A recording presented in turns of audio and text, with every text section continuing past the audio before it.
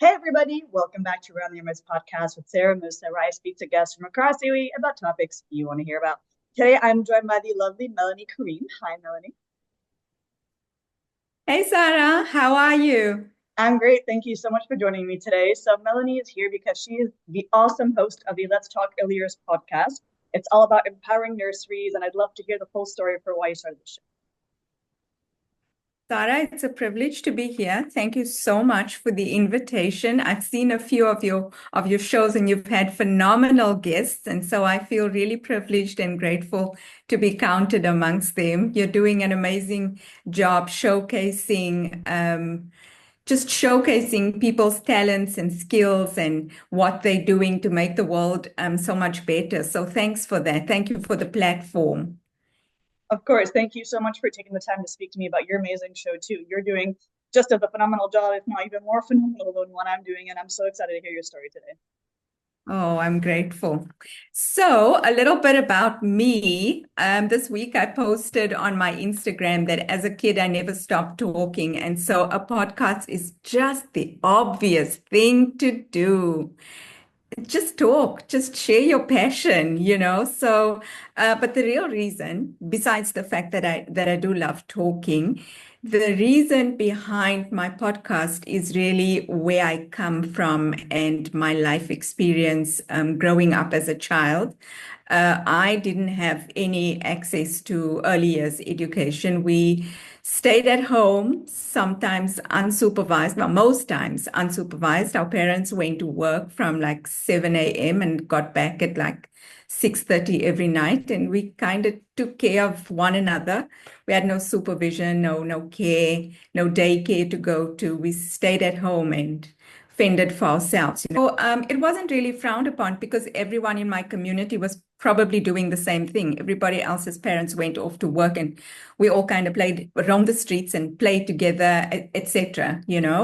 And looking back now as an adult or becoming an adult, I realized that the community we grew up in was really quite poverty stricken and really suffered tremendous underinvestment in terms of not just education, but early years education. It was not a priority. When people are in the mode of survival, these things are actually counted as luxuries. If our parents were concerned with really just keeping a roof over our heads and keeping us fed, all those other fancy things like daycare didn't cross their minds. So looking back on where I grew up and where I am located right now, there's just it's a polar difference. It's just worlds apart. And even in 2024, where children have so much access in a place like Dubai,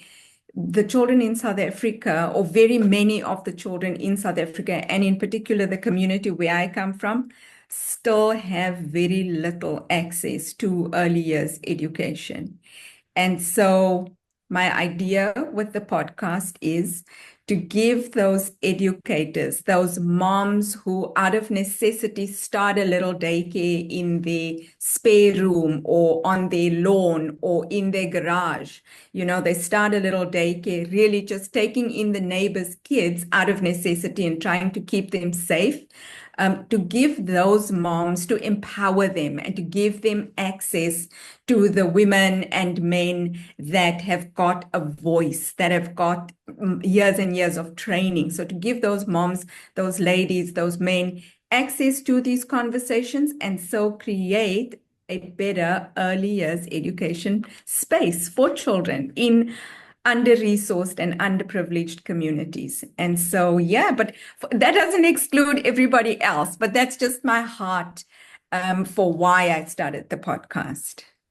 I love how much passion you have and what you're saying, like where you're talking about.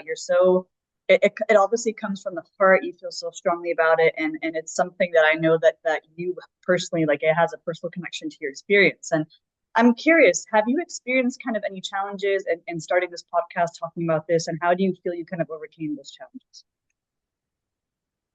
Challenges? Many. Imposter syndrome for definitely sure. I've been in early years, I've been in the industry for nearly 30 years, but it's still daunting, to take the mic, to take the stage. You kind of ask yourself, who nominated you and made you the spokesperson for all things early years, And I never purport to be that. I just know that I have a voice. I recognize that I have a voice, and I recognize that this hasn't been done before.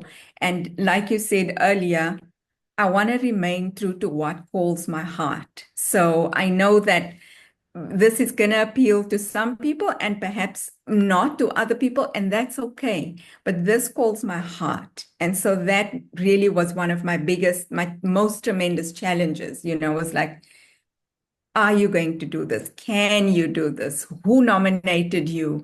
Are you even good enough to do this? And I know a saying that says, done is better than perfect. So it doesn't have to be perfect.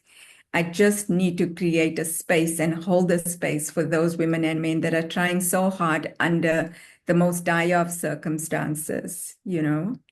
Which is such a beautiful thing. It's the fact that like some of us do obviously experience imposter syndrome. At the same time, you're owning it and you're doing something that not a lot of people know how to do. It's one thing to talk about kind of, early years and your childhood. It's another to talk about it on a podcast and to like be able to have a platform to spread that message. So it is so beautiful that you get to do that, and you're doing such a fantastic job. I mean, I've listened to it as well myself, and the way that you speak, the way that you drive forward that message of it's okay is such a inspiring thing to do. And I'm curious, what is your favorite thing about hosting this podcast? Sarah, my most favorite thing, besides the fact that I get to talk, is meeting these phenomenal people. Um, I would never, ever have had this kind of access. I would never, ever have dreamt to have these candid, casual conversations with these women and men that come and sit in the studio. They are phenomenal, so talented, so gifted, so knowledgeable, so wise. I'm so excited, really, for their message to be used on my platform and just to get out there and inspire other early years educators and leaders. That is so beautiful. I mean, I'm just blessed that I've been able to speak to such an amazing role model such as yourself, being able to talk to so many people, help so many people, and empower so many people. Like you never know what someone's going through and the kind of words of wisdom they need to hear on topics like this. So it's so wonderful that there are people out here in the community doing something that's so good for people. And as somebody who's been doing this for, you have a wonderful kind of story and colorful journey that you've experienced. What is one word of advice that you want to leave the listeners today? Be yourself. Just be yourself. Just you do you. Stay in your lane. There's enough for all of us. Just be you. Stay true to your heart. Stay true to your calling. That is my mantra right now, Sara, that there is no one like you. There's nobody that brings what Sara Mousa brings to the world. There is nobody like Melonie Karriem. Do you get what I'm saying? And people are drawn to that essence. People are not drawn to insincerity. People can feel, they can smell insincerity, but at the same time, they are also drawn to authenticity and just real people, real conversations, heartfelt conversations, and heartfelt visions. People are drawn to that. So yeah, those are my final words. Perfect. Thank you so much, Melanie, for taking the time to speak to me. I am so blessed that I was able to share your story on my platform, and keep on rocking. Thank you, Sara. I'm so grateful. Thank you so much, and keep doing your amazing work. All the best with your podcast. Thank you, Melanie. Take care. Bye.